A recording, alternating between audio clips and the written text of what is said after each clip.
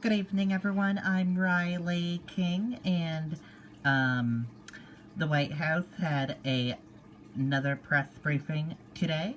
It was day 2 of the White House press briefing. Let's talk about what happened at the press briefing today. A few highlights during the press briefing. Fauci returns to the White House briefing room under Biden administration. The nation's top expert on infectious disease and Biden's chief medical advisor, Dr. Anthony Fauci, offered a glimmer of hope at a White House press briefing on Thursday, saying that despite a very, very high rate of new infections, he thinks that cases may be hitting a plateau. Right now, it looks like it might actually be plateauing in the sense of turning around, Fauci said. Now, there's good news in that, but you have to be very careful that we may not be seeing perhaps an artifact of slowing down following the holidays.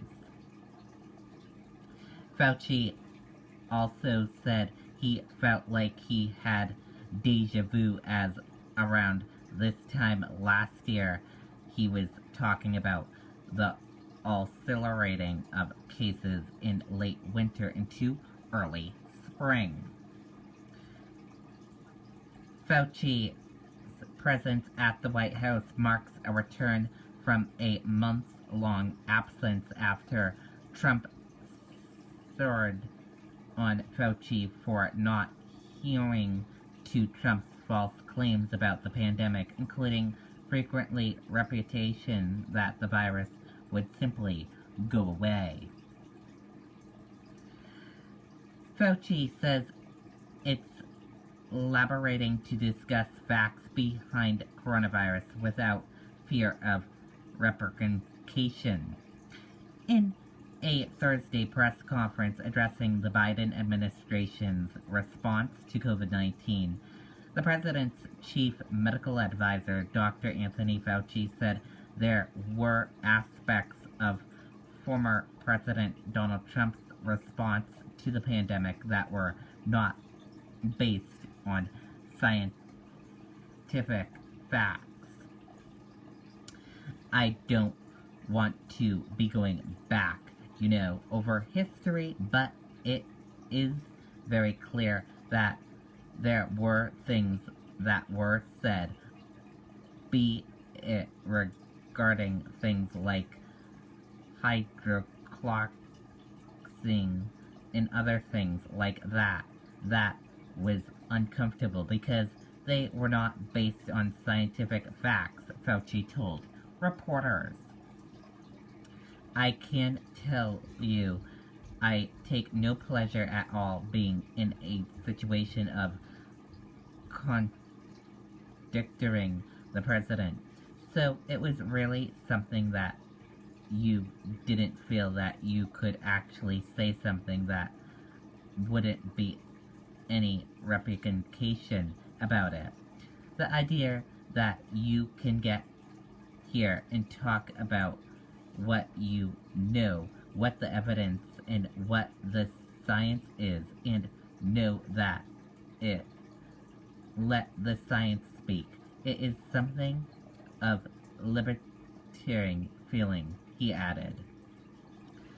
Fauci is one of the few holdovers in the Biden administration from former President Donald Trump's coronavirus task force. When asked how the new government would be different from the last, Fauci pledged that it would be transparent. One thing of the things that was very clear as recently about 15 minutes ago when I was with the president is that one of the things that we're going to do is be completely transparent, open, and honest, Fauci said. If things go wrong, not point fingers, but to correct them. and to make everything we do based on science and evidence. I mean, that was literally a conversation I had with the 15 minutes ago with the president, and he has said that multiple times. Fauci says that 100 million vaccinations in 100 days is quite a reasonable goal. Dr. Fauci discussed the ongoing vaccine rollout, saying that if 70 to 85% of the country receives vaccines by the middle of this summer, then by fall we will be approaching a degree of normality. Fauci said the vaccine rollout is not starting from scratch, saying that the new administration is taking the vaccine activity to date and amplifying it in a big way. Fauci also said the Biden's ambitious vaccination goal is reasonable. I believe that the goal that was set by the president of getting 100 million people vaccinated in the first 100 days is quite a reasonable goal, Dr. Fauci said. White House says Biden's committed to bipartisan solution on COVID-19 relief package. The White House Press Secretary Jen Psaki said that the Biden administration is committed to bipartisan solution on passing a coronavirus relief package, but would not say whether the president supports efforts to get rid of the Senate filibuster.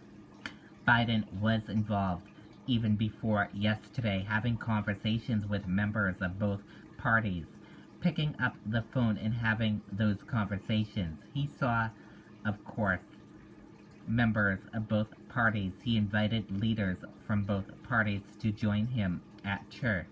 Observingly, that wasn't really a discussion about specifics of the bill, but he did have an opportunity to talk about his agenda and working together on his agenda moving forward, Psaki said in a response to a question from ABC News senior White House correspondent Mary Bruce. But I think you will see him quite involved in the days ahead, but you will also see the vice president quite involved. You will also see policy leaders like Brian Dees and others in the administration quite involved in having conversations with both Democrats and Republicans, she added.